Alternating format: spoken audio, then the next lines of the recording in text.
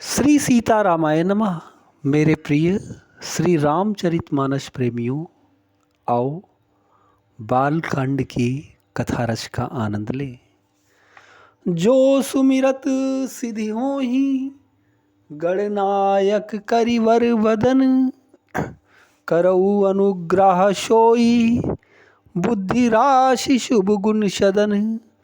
जिन्हें स्मरण करने से सब कार्य सिद्ध होते हैं, जो गणों के स्वामी और सुंदर हाथी के मुख वाले हैं, वे ही बुद्धि के राशि और शुभ गुणों के धाम श्री गणेश जी मुझ पर कृपा करें।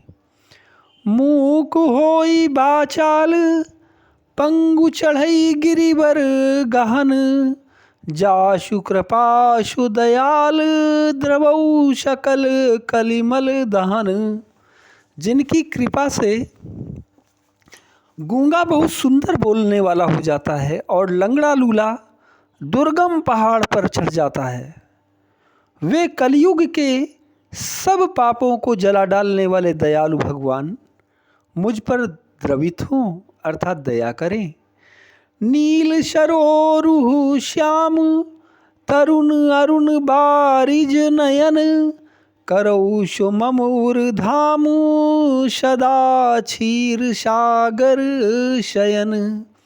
जो नील कमल के समान श्याम वर्ण हैं, जो पूर्ण खिले हुए लाल कमल के समान जिनके नेत्र हैं, और जो सदा क्षीर सागर में शयन करते हैं, वे भगवान नारायण मेरे हृदय में निवास करें। कुंद इंदु समदेह, उमा रमन करुणायन। जाहि दीन पर नेह, करऊ कृपा मर्दन मयन।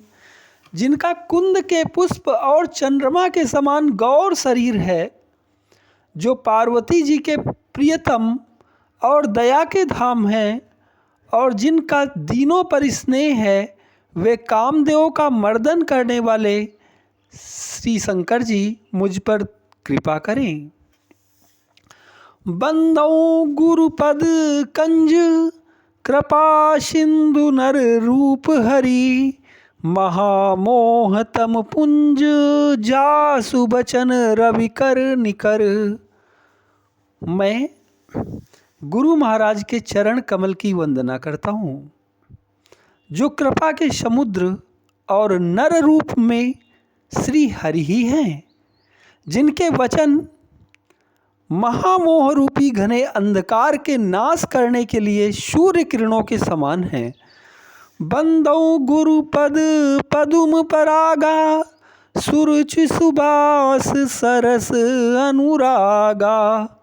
अमीय मूरी मय चूरन चारु, समन सकल भव रुज परिवारु। मैं गुरु महाराज के चरण कमलों की रज की वंदना करता हूँ, जो सुरुचि अर्थात सुंदर स्वाद, सुगंध तथा अनुराग रूपी रस से पूर्ण है।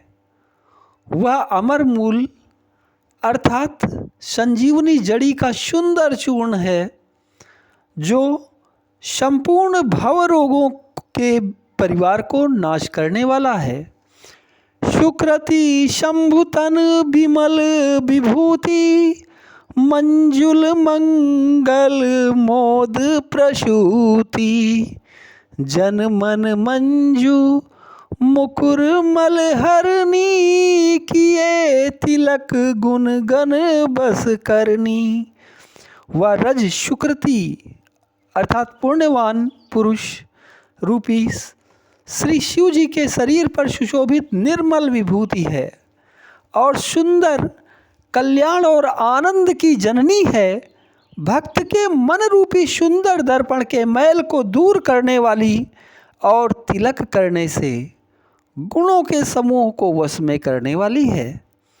श्री गुरुपद नख मणिगण ज्योति, सुमिरत दिव्य दृष्टि ही होती।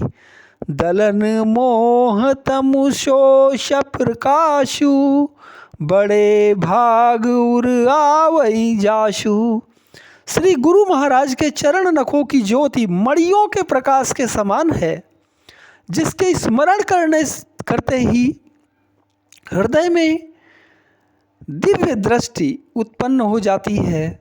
वह प्रकाश अज्ञान रूपी अंधकार का नाश करने वाला है। वह जिसके हृदय में आ जाता है उसके बड़े भाग्य हैं। उघरहि बिमल बिलोचन ही के, मिटहि दोष दुख भव रजनी के। सूझहि रामचरित मणि मानिक, गुप्त प्रगट जहाँ जो जहि खानिक।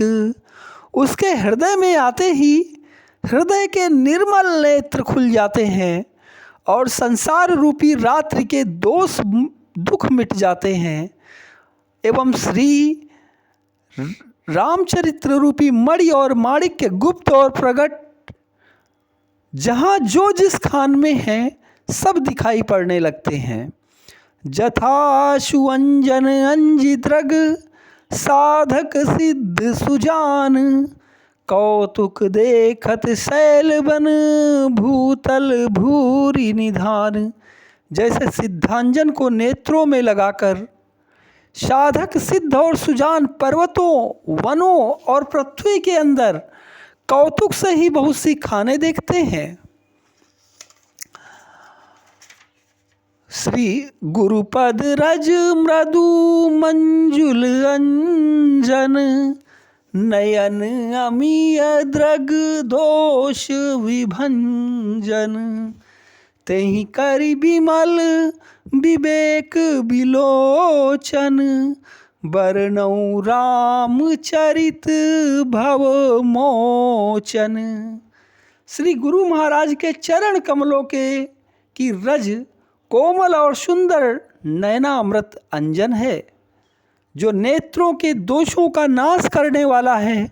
उस अंजन से विवेक रूपी नेत्रों को निर्मल करके मैं संसार रूपी बंधन से छुड़ाने वाले श्री रामचरित्र का वर्णन करता हूँ। बंदऊ प्रथम महीशुर चरना, मोह जनित संशय शब हरना। सुजन समाज सकल गुण खानी, करऊँ प्रणाम सप्रेम शुभानी। पहले पृथ्वी के देवता ब्राह्मणों के चरणों की वंदना करता हूँ, जो अज्ञान से उत्पन्न सब संदेहों को हरने वाले हैं। फिर सब गुणों की खान संत समाज को प्रेम सहित सुंदर वाणी से प्रणाम करता हूँ। साधु चरित शुभ चरित कपाशु, निरस विद विशद गुण मैं फल जाशु। साधु चरित शुभ चरित कपाशु, निरस विशद गुण मैं फल जाशु। जो सही दुख पर छिद्र दुरावा, वंदनीय जही जग जस पावा। यहाँ पे एक सज्जन व्यक्ति साधु के चरित्र का वर्णन किया गया है।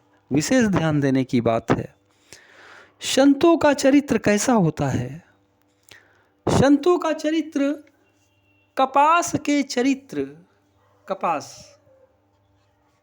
रुई के चरित्र अर्थात जीवन के समान शुभ है,